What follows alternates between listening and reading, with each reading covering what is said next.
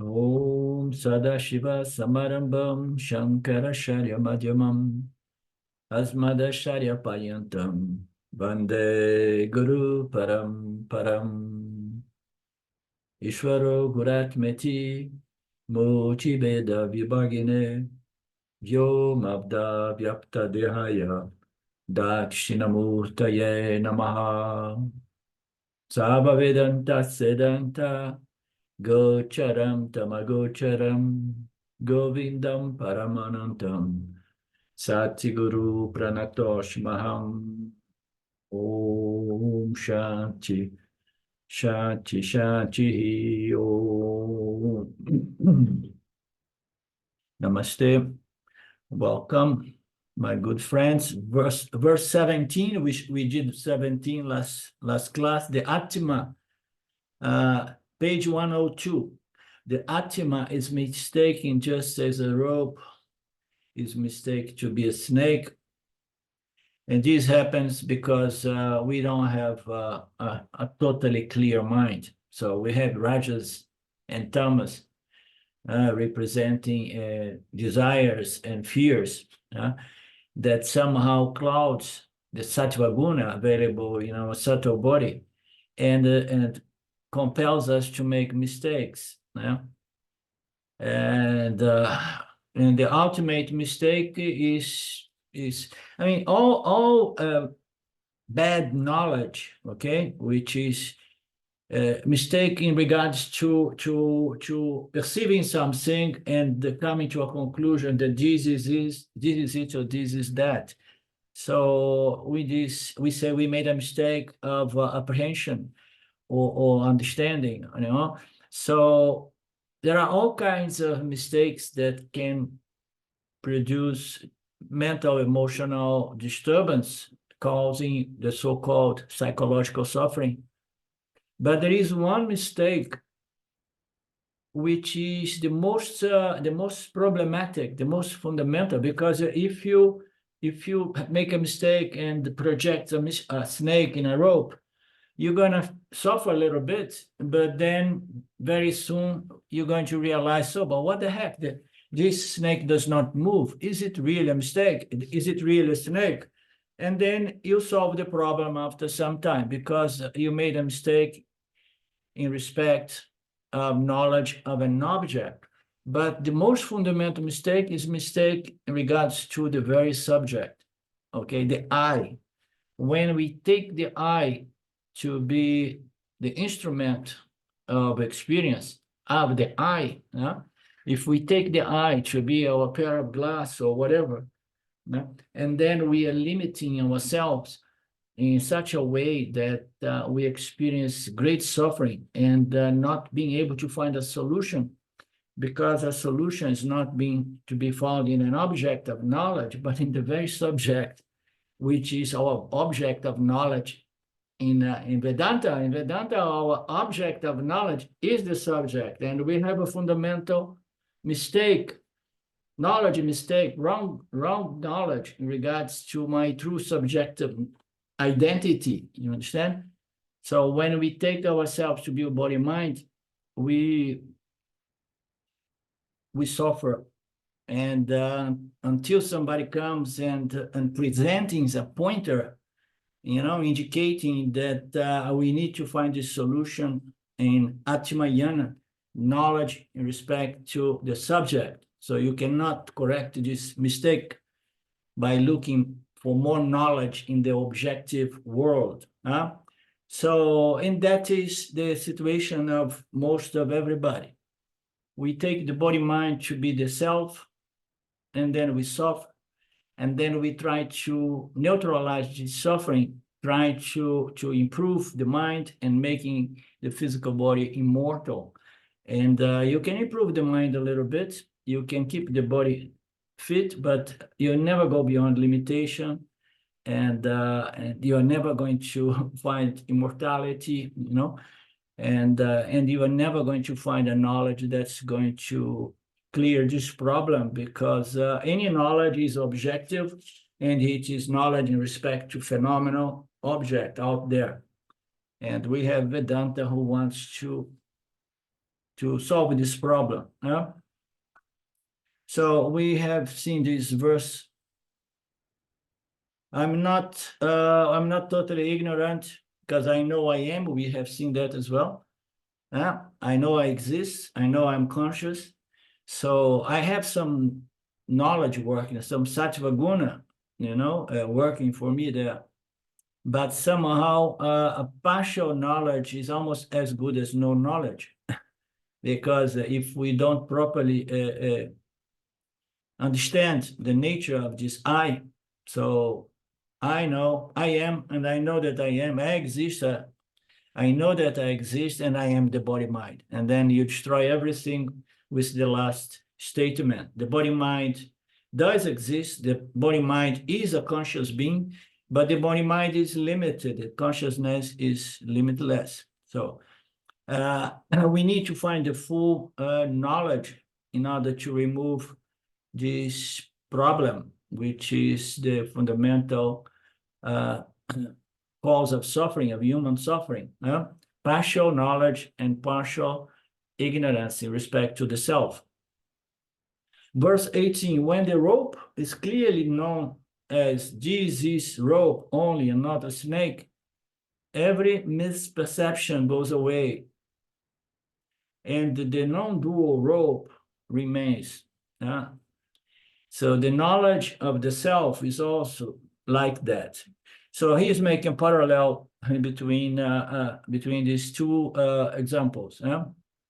One is the rope that is seen as a snake, but sooner or later we're going to have a clear understanding or picture or vision that this is a rope and a rope only. And then the projection, the misperception goes away. In reality, this is a rope remains. He puts it as non-dual rope. So a non-dual is something that although can receive superimposition or misinterpretation, it never moves from its nature as a rope, and it's only a rope. Therefore, it's only that, non-dual. So fundamentally, the body, mind, and the universe, it is but consciousness, Brahman, Turiya, and it's non-dual because it's the only reality. And we superimpose what? We superimpose the body, mind on the self. So we need to see it clearly. And when we see it clearly that the body, mind, and the entire universe is of the nature of conscious existence, we are going to the fundamental, essential nature of everything, including my body, mind. So once we know the true nature, essential nature of something, we cannot know any better that something, okay? Because we went to the very essential nature of something. So it's the case with the snake, because a snake appears as a snake, is experienced as a snake, and it provokes fear like a snake. But once you examine the fundamental essential nature of that rope snake, you discover, oh, it was just a rope. Okay, it's all a question of going down to the essential nature. So we need to go down to the essential nature of the physical body and the subtle body. So the body-mind complex, we need to dig into it, investigate, vichara, to find out what is the essential nature of this body-mind. Otherwise, we remain identified with that which is an appearance. We identified with the snake, which is a rope snake. So we need to go to the essential, and that is the whole purpose of these teachings of Vedanta, to help us to understand the fundamental essential nature of the I, of the body-mind complex, which is the same fundamental essential nature of the universe, which is the same fundamental nature of Ishvara, the creator, and which is the same fundamental nature of myself as Brahman. So it's all about that. Vedanta is very simple. And this rope snake analogy, it teaches almost everything about Vedanta. It's a very wonderful summary of the teachings. You take yourself to be the body mind, go search for the fundamental essential nature. Why should I do that? I take myself to be the body mind, I'm having a good time. Are you sure? If you go and understand your true nature, you're going to be free from this fear of mortality, among many others.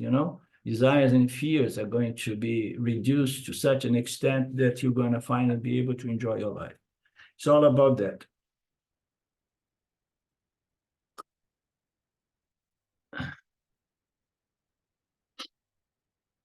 So the knowledge of the self is also like that.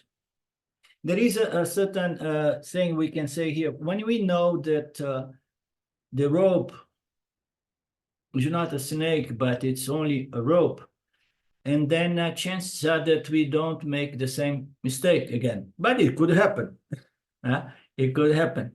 Once we know that the sky is not really blue, we know, but we're still going to see the blue sky. Once we know that the sun does not turn around the earth, okay, and then we know for good, but still we're gonna perceive as if the sun is turning around the earth, okay? So knowledge is that you correct this perception, which perception can be very deceiving. So meaning to say, I'm going to see the body-mind complex, and then I will remember that it's only consciousness existence of limitless nature. But then I go into the mirror again, and I don't see consciousness existence. I see the body-mind again, and then I have to correct that perception. Vedanta is also about correcting perceptive knowledge again and again, the same way we do with many other things. A mirage, in the desert, you say, oh, no, but I have the knowledge, and let me correct that perception. Okay, this is a misperception, misapprehension. So what is the misapprehension here? I am the mortal, limited body-mind. So we need to correct that misunderstanding, that misperception, with the perception of what? Of I, myself, in my fundamental, essential, real nature, as Satchitananda. Right, Mark? Yes, absolutely, Islander. It's very simple. All we need to do is to insist a little bit, and then we end up correcting those deceiving perceptions, because Maya is really deceiving. He's a dangerous guy.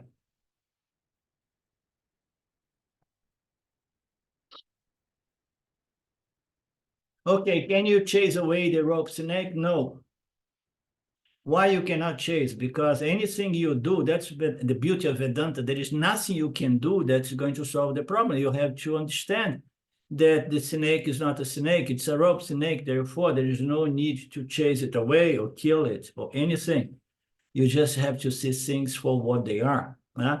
Knowledge is everything. Understanding is everything. Okay? So there is no sadhana involving action and its results that's going to solve the problem of the snake so-called body-mind reality, So you can do whatsoever a sadhana to produce a certain experience, and none of that is going to permanently resolve this misperception. Only self-knowledge will resolve this problem. And sometimes the Swami goes at length explain, you can do this, you can do that. You can do many things, including many sadhanas, and you are never going to resolve this problem. What a mistake. What is required is not a lot of actions, it's not a lot of karma, it's a lot of doing. What is required is knowledge. In knowledge comes with vairagya. And vairagya produce renunciation, okay? Non-attachment, no hookups with the meteor world as if real. Renunciation fundamentally is a renouncing my own self-ignorance, this cosmic universal self-ignorance. Okay, here Swami presents renouncing. So We can, as this word has many spiritual connotation. You can renounce the expectations in regards to tomorrow, you know, the results, you know, your parabada. You can renounce your desires. You can do many renunciation. You can renounce many things, but renunciation, true renunciation is to renounce the ignorance, which is equal to say, renounce the belief that the ego body mind is your true nature. So that ignorance has to be given up. And it's only given up by knowledge, by knowing your true nature, not as the body mind. So you're going to cancel or renounce that piece of ignorance, which is the most important to let go. So the rope ignorance is removed only by rope knowledge. We just need to understand there is no real rope there. There is no real gold ring. There is only gold. There is no real body mind, but only its essential fundamental nature as Satchitananda, conscious existence. And in order to establish oneself within this knowledge, we need a light, and Vedanta is that light, okay? Vedanta is the most unique light, is the most unique pramana. Pramana is a means to apprehend things, to know things, to experience things, you understand?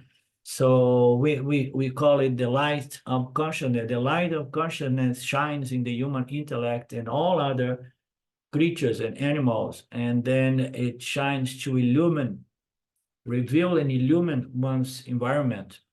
So we have this light of consciousness, and this light of consciousness in the human organism produce a certain intelligence, human consciousness, with the ability to know things, okay?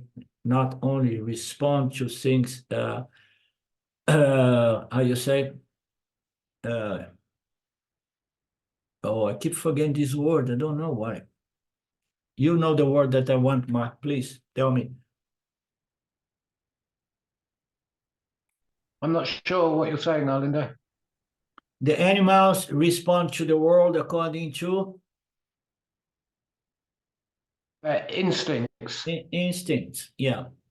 The instinct, animal instinct, human instinct. Human instinct is going to respond to things in a certain way. So the animals respond to the stimulus coming from their environment instinctively, for the sake of survival.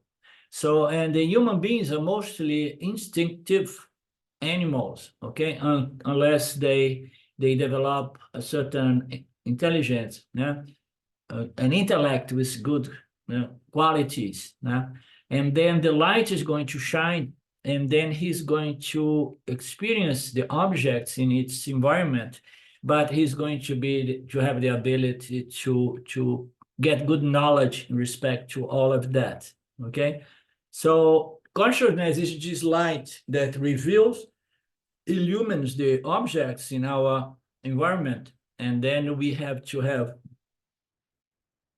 good quality reflected light of consciousness in order to properly understand these objects around us. Once we have a good mind, a mind that is no longer superimposed on everything, or just making a mess, creating so many conflicts by projecting and so on. So one begins seeing things more clearly, and then one is able to understand and see more clear and distinguish Dharma from Adharma.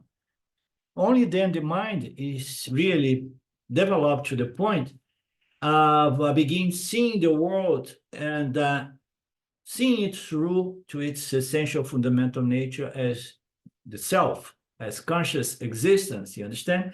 So this light is the light of Vedanta. Why? Because Vedanta is a body of knowledge revealed by Ishvara, which is Brahman represented in this manifestation as total knowledge, total intelligence, pure sattva guna.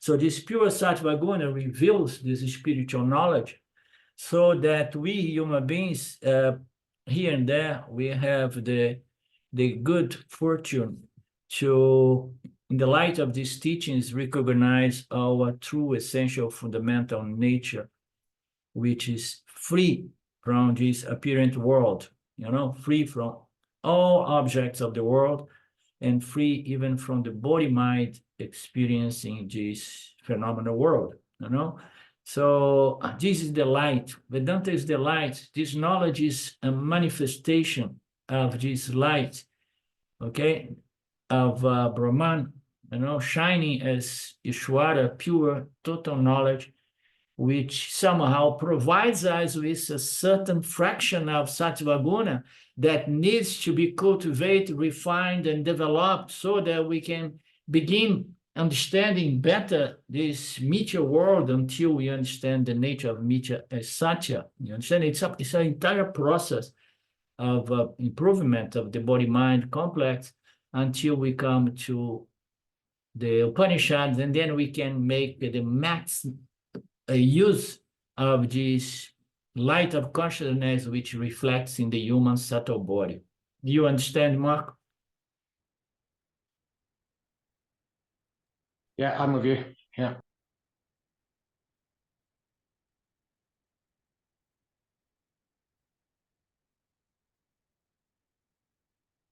Okay, if it is asked if the snake will go away after knowing the rope as a rope, it's difficult to answer the question.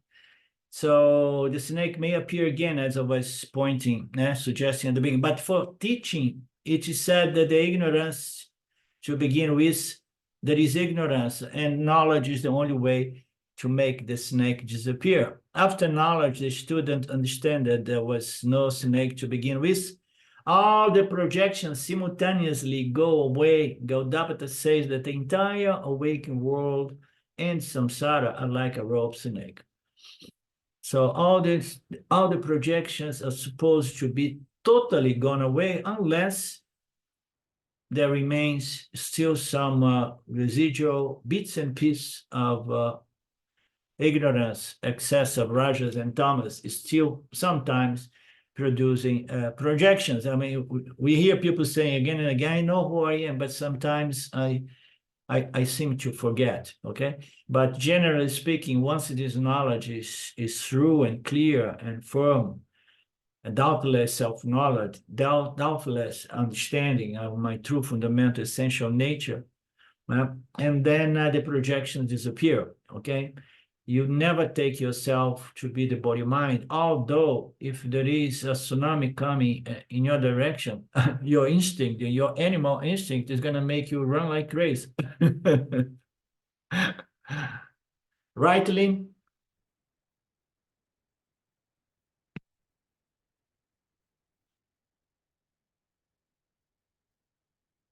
So after self-knowledge, only Satchitananda remains. Atma, the self alone remains after self-knowledge. Does it mean the anatma is non-existent? We do not say that anatma does not exist. Does it mean to say that the body-mind does not exist? No, it exists and I experience it, okay? But it's not my real nature, okay? So if I want to establish my identity, I have to decide, and intelligence human being, once they know this, will make every effort to establish his or her identity at one's true superior or essential or real nature as Satchitananda. So I'm not going to say I'm Satchitananda, but I for the time being, I want to be properly established in the body-mind. No. So the body-mind is going to remain there, but any intelligent human being is going to work to firmly establish its identity in Satchitananda, in Turiya, and Brahman. Why? Because it feels good to be free. Yeah, it feels good to be beginningless. It feels good to be eternal. It feels good to just witness this world as if watching a movie with no emotional involvement. Not that you cannot experience beautiful, sublime emotions, but not those mundane emotions that desires and fears all the time, you know? Samsara will be solved only by self-knowledge. They understand that I am Brahman and I myself, quote unquote, project, sustain, and experience this non-existing or apparently existing universe. But for understanding the rope, you need to bring in extra light. There was a time in my satsangs at the very beginning when I got in contact with Vedanta, that these concepts of the three energies and so on, I used to say that one needs a moment of extra. I forgot the term I used to use, but here it say extra light was needed. Okay, a moment of intense sattva guna produce self-knowledge. You understand? Extra light. We have in our minds, so this, I think, is one of the keys. I think this is important, let's put it away, to be understood. Because we have all the time Sattva Guna and Raja Guna and Tamaguna influence or play in our minds. Okay, and we get this knowledge, and sometimes we don't retain this knowledge because we did not assimilate it properly, and we don't retain this knowledge because there is still some extra light of pure sattva. So we say that we need to cultivate, develop, and I usually say, and maintain as much sattva guna playing in my mind. Okay, why? Because my goal is to assimilate and retain this self-knowledge. But the moment of self-knowledge, it could be said that it's a moment in which there is an extra spike of sattva guna that one sees and say, wow, now I got it. You understand? Now I got it. In that moment, you say, wow, now I see it clearly. Why? Because now I was blessed with a spike of extra sattva guna light, and then it became clear. It's the same thing. Once I understood, now 2 + 2 is 4, and then now it's clear. And then if my mind becomes tamasic, the knowledge is that which is always good. It was established. And this is the most fundamental knowledge as I'm bringing up today, which is the knowledge in respect of my true free nature as consciousness. And then here it was very nice. He brings this as we need an extra light. Extra light is Vedanta. We have all kinds of instruments of knowledge, perception and inference being the most important. So, but then we need another means of knowledge, which is not really something mystical like, a Kundalini energy rising, or it's not something like opening of my third eye. It's just extra light, extra light of consciousness, extra sattva guna operating in a certain moment by which the knowledge becomes so clear that it turns to become doubtless self-knowledge. Don't you think it makes sense, this? This is a lot based on my understanding and my direct experience as well, because I don't know how to explain why, so many people know it and still they don't know it doubtlessly, and they don't know it to the extent that it stays, it sticks. It's not subject to forgetfulness, one has to see it so clearly. Papaji used to put, all you need is a second of clarity. And then he would say, no, forgive me, I made a mistake. A fraction of a second. And they'll say, no, 1,000th of a second. So come with me now.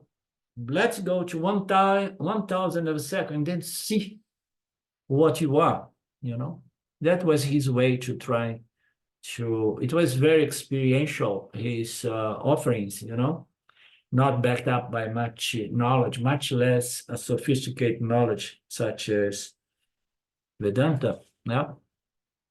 But he used to point out that you need to see it very, very clearly on a moment. But on the other hand, so many people there in his present had that clear moment of extra light of Sattva Guna, but they did not have the preparation, the base, you understand? And then they used to see, and then after some time, they would go back and say, I lost it. I lost my clarity, my conviction of self-knowledge. Because you need to build. And then in a moment, you see it clearly. And then you do not forget. Do you agree, Felipe?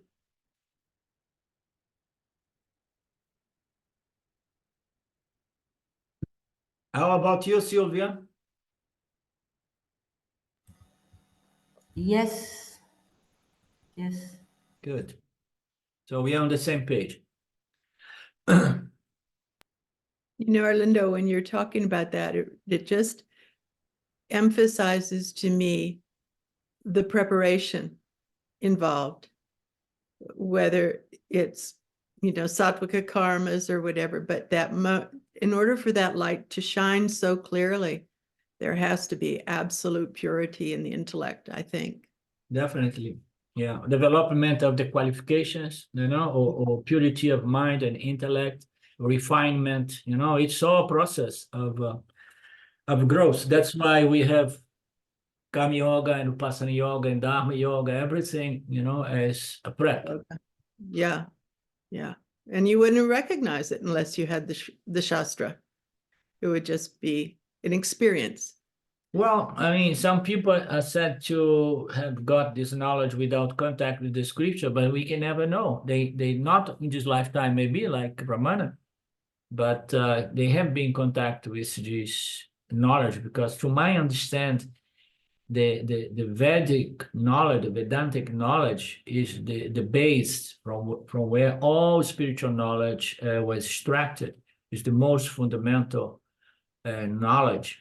Spiritual knowledge revealed direct by Ishvara. I totally believe and understand that, because but Swami P always says all in those situations, it's always purva janma. It's earlier lifetimes where the knowledge was gained. Yeah. You're already very evolved soul, let's put it that way. Mm-hmm.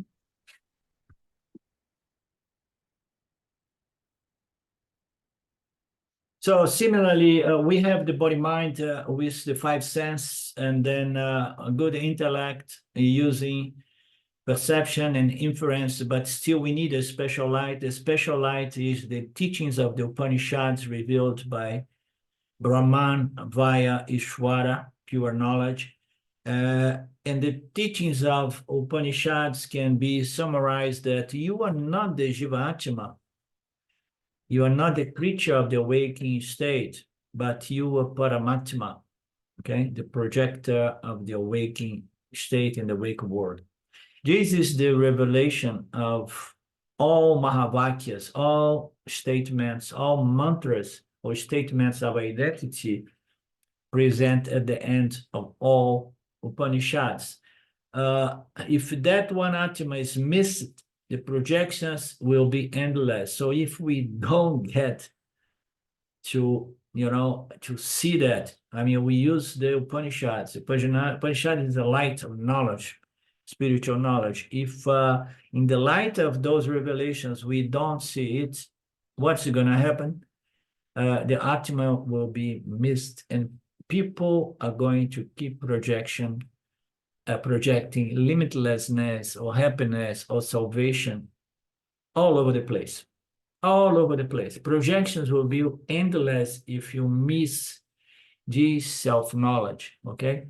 So the Aham Brahmasmi is the knowledge that is going to put an end to all projections of find happiness, mystically, esoterically, or Kundalini-wise, or anything, I mean, you're gonna, at the most, doing things you can somehow improve your mind or pacify your mind, but only this Upanishad knowledge can resolve this problem. And some people do it subconsciously. I don't like to use the word intuitively. Subconsciously, somebody got it, and without contact with the scriptures. Okay, so but it's not like intuition. No, the knowledge was there, and it's in one's subconscious mind.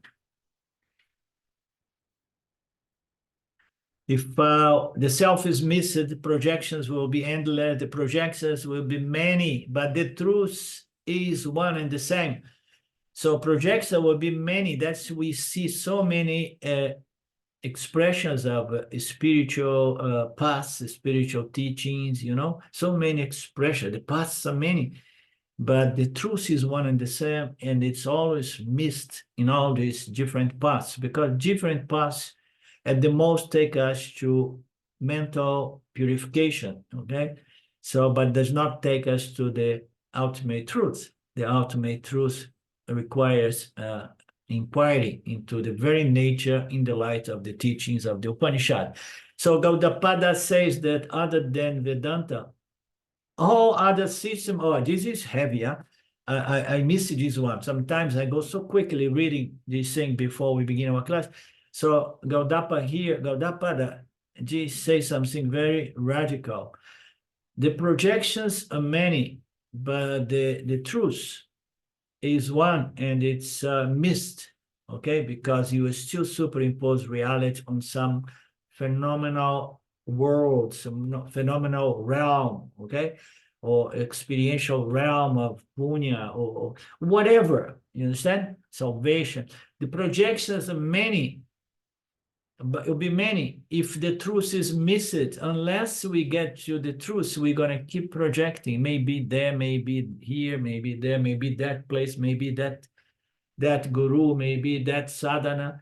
Gaudapada says that other than Vedanta, all other systems are projected. Jesus, I am fanatic, okay, but Gaudapada is far more fanatic than I am. And he's wise, and I understand what he says that, and it somehow it conforms my fanaticism. The other systems do not use the Upanishads, but their own limited source, and create a lot of confusion in the spiritual world. Gaudapada enumerates these confusions in the next few verses. Oh my God, I mean, I'm preparing my last seminar on Mandukya Karika, which is the chapter 4, which has so much of these expositions, you know, unfoldments of all these other systems, pointing out the confusion and the flaws of all of that. It's a little bit intense. And but we're gonna see a little taste, a little appetizer. I hope he's not gonna go too profound, because sometimes it's not absolutely necessary for us. You know, it's maybe necessary by people who are very intellectual, very philosophical, and they are caught up in these systems. And then we need that full exposure of the flaws inherent on those systems, so that these people can free themselves from attachment to those systems that will never liberate them. So let's see what it says here, verse 18. No, now we have a small recap. Or not? Yeah. In the 2 verse 17, Gaudapada gives a well-known rope snake metaphor. The teaching contained in these 2 verse 17 and 18 must be clearly understood, so that we can move on with the Mandukya Karika, properly assimilated.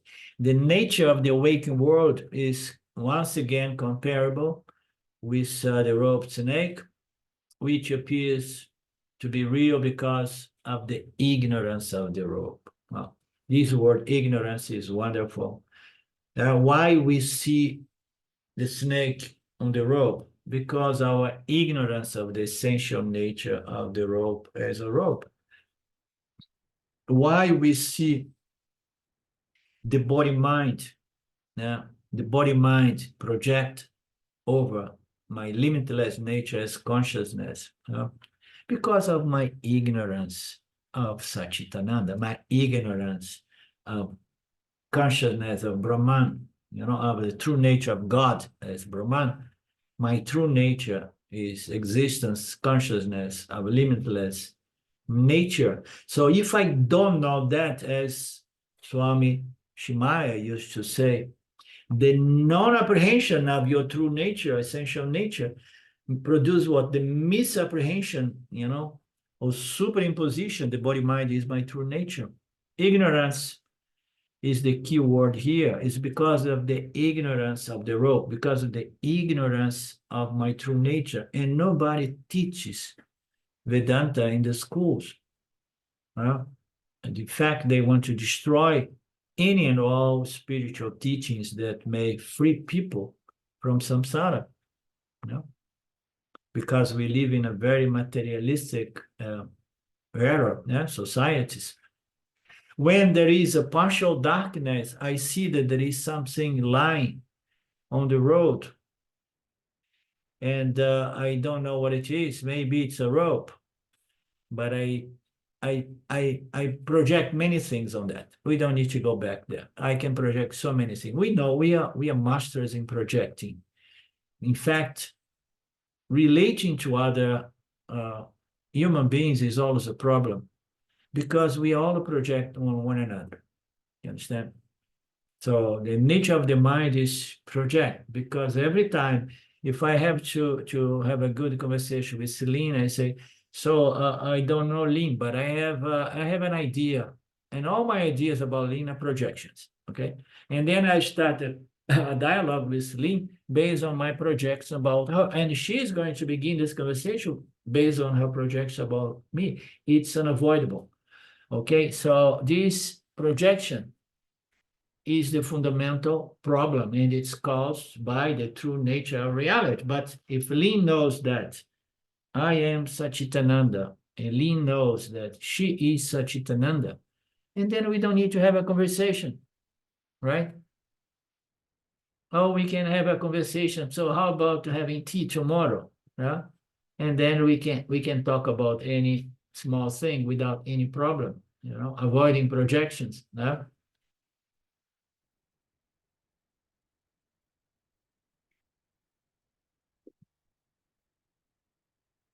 And projections can create great fear, as we know. Oh my God, my neighbor wants me killed now. Imagine what a fear. Yeah?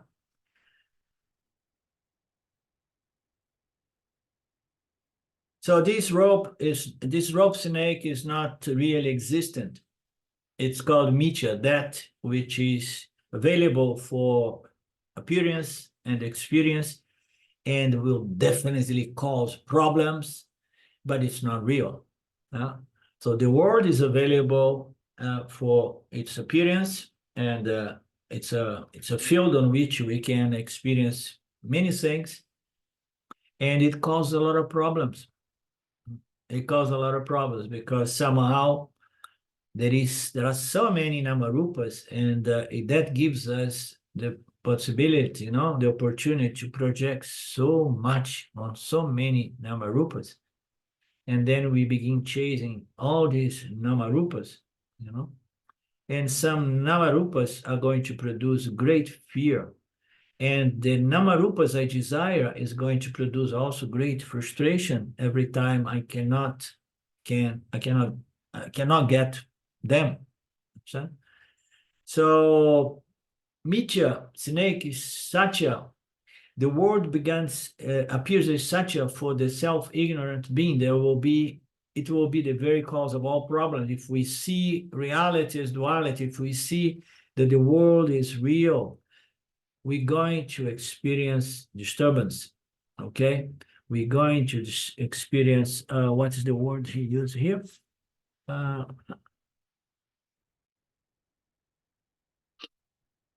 Palpitations, fears, anxiety, projections.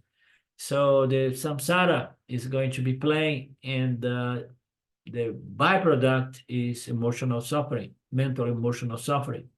But it's all caused because we missed on the true nature of the I as the only satya. The world is mithya, the body-mind is mithya.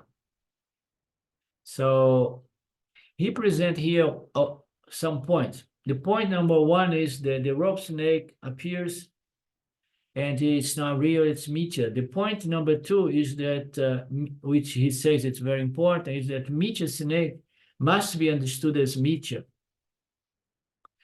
And it's possible only after the knowledge of the rope. Until the person knows the rope, the mithya snake will produce fear, okay? Will appear as a mithya snake. For the ignorant observer, mithya snake appears to be real, poor guy. Therefore, it will cause palpitations and fear and suffering or desires. And it's going to appear as if it is a true such a snake. A true such a snake will produce fear and apprehension. So the false superimposed project snake likewise will produce the same effect. This is called suffering from fear. It's an experience of samsara. It's a very personal, small experience of suffering due to our superimpositions, mistaking projections. And what is the most fundamental mistaking projection? Is I, the self, am the body-mind. I, the body-mind, am the real self. And then the third point is that the problem caused by this misapprehension or this projection that caused the mithya world appear to be real can only go away by one method, which is by knowledge. The observer needs to know the rope as a rope completely. You need to know the world, which includes the body-mind, completely as consciousness. Now he knows the true nature of the body-mind. Now he knows the rope partially. So before he knows for sure, let me see where he goes with it. He should know the rope completely, not partially, which is the knowledge that the rope is a rope. In the wake of complete self-knowledge, the problem caused by the so-called satya snake, which appeared satya till now, is solved for good. So what is the solution? Is the knowledge of the substratum. So we have a knowledge of the world. We try to scrutinize the world, to understand the world, but still we are feeding the notion that the world is real and I am integral part of the world, the body-mind, and everything is changing and everything comes to an end, including my body-mind. So the partial knowledge he's talking about here must be, I know that I am consciousness, I know that I am existence, but I don't really know my substratum, my true essential nature as limitless or ananda. Limitless means my true nature is consciousness, and consciousness is non-dual. There are not many consciousnesses. In the wake of this complete knowledge, the problem is going to be solved. The Satya snake, the so-called Satya snake, which appears Satya until now, is seen as Mithya snake. So the solution is the knowledge of the substratum of the rope snake. The verse was pointing to that, the verse 18, which was saying that the knowledge of Atma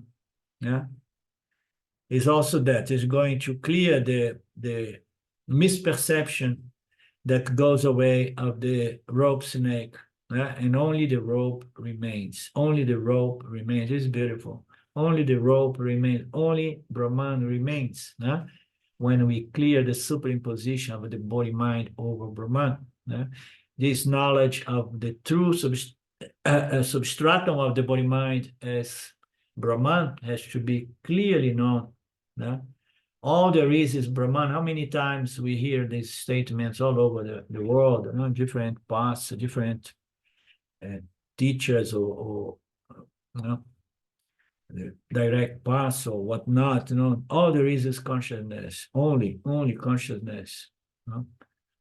So it's a good statement, but unless it is properly contextualized, it does not help much. Although it was a mantra in my mind before Vedanta and before self-knowledge. All there is consciousness, and I am consciousness. It's a good mantra. It's a good, no? I'm not being able to understand what I was saying, but somehow it did help in a way. Okay.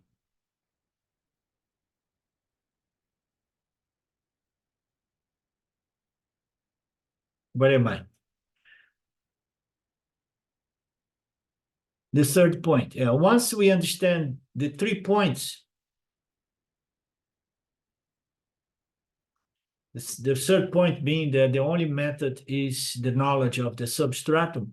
Once we understand the 3 above points, we have to apply these 3 above points to our very self, the Atma.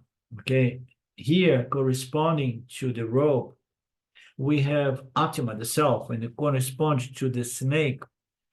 We have the entire Anatma, the waking and the dream words. So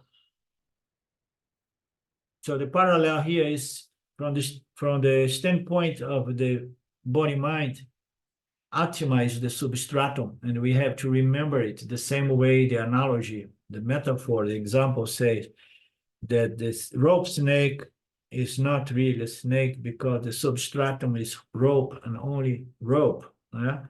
So we need to understand what is the truth, what is Satya, and what is Mithya, what is the Atma, which is the truth, which is Satya, and what is Mithya, which is the body, mind, and the world. This Anatima, you know, which is another name for Mithya, is the awakening and the dream worlds. So it says, in the dream world we have experience, in the waking world we have experience.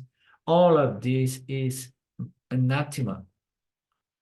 All of this is mithya, just an appearance. Both the awakening and the dream worlds are caused by what? Non-apprehension of the substratum, ignorance of the true substratum, essential nature of Jivatma and Jagata. Okay? So that's the fundamental problem. We know it. Both worlds are caused by this ignorance, and both these worlds and all other worlds are but mithya. The second point we have seen this. Where am I? I keep losing myself. Okay.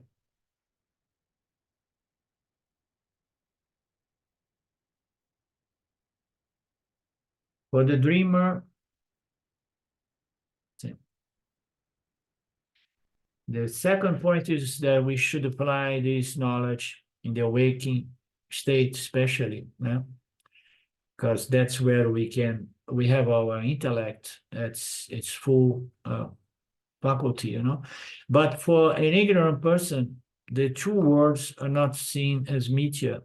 So we see the dream world as reality and the awakening world as reality. The self-ignorant takes both of these worlds as reality. They believe that they are Satyam, both universe and Satyam only.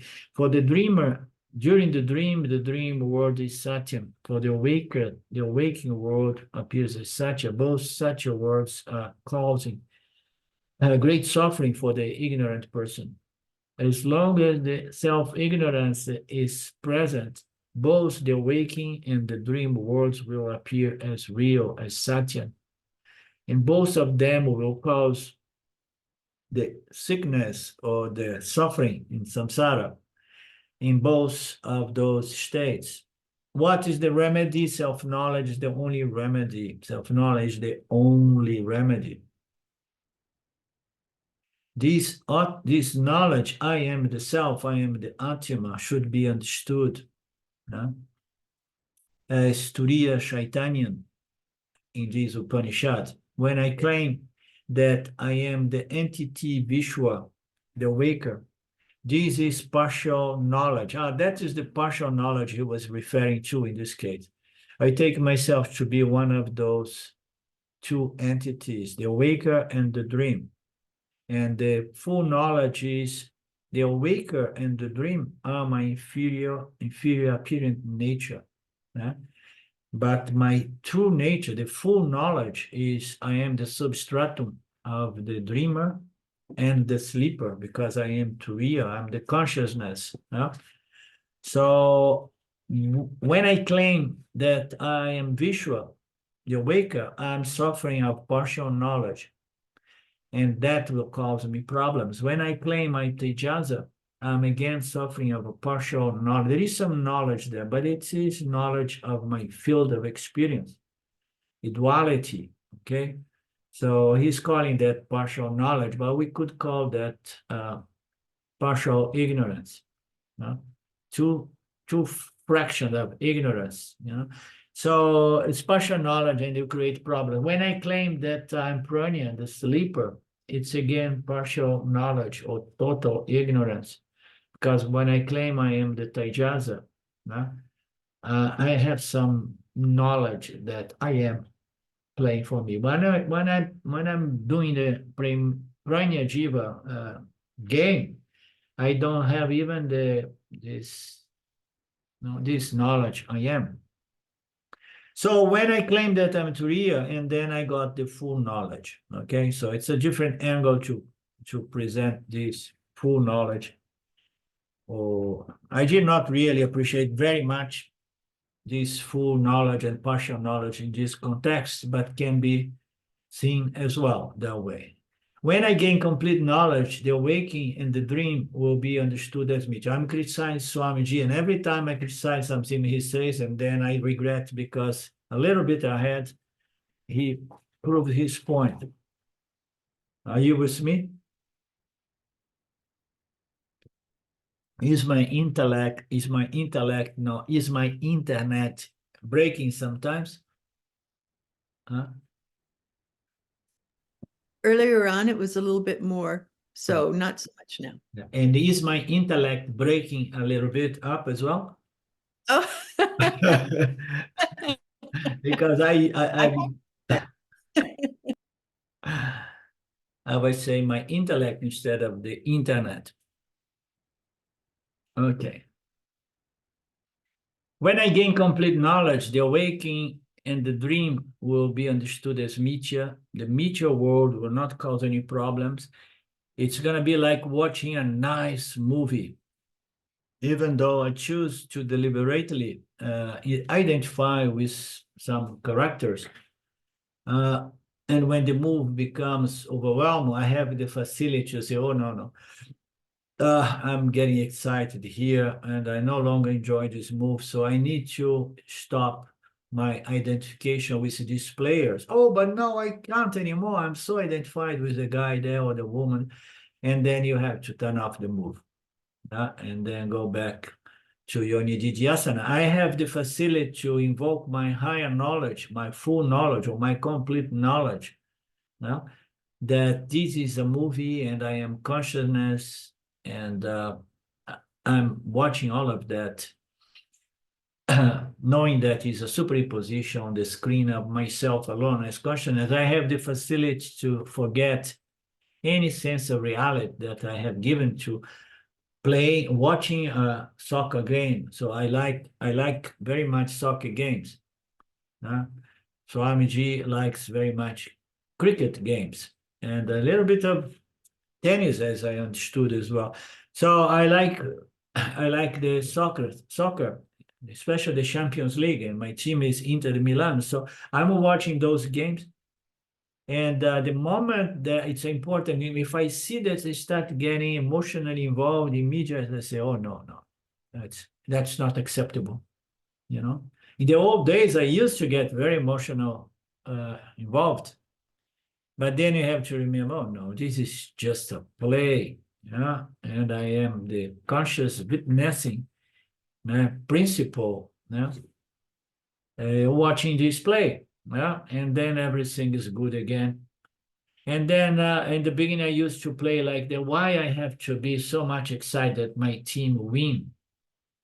You know, because you know, it's gonna make so many people happy. But if the other team wins, all the other people are going to be happy as well. So sometimes you are happy, sometimes the others are happy. It's just a game. You can't win all the time in media. I can also deliberate invoke. I know the fact, truths, but I do not have to invoke the truths of all time. This is very interesting. I know I am consciousness, I am free and independent. And like watching a movie, I just say, no, enough, you know? I'm getting a little bit excited with this movie. It's affecting my sleep and so on.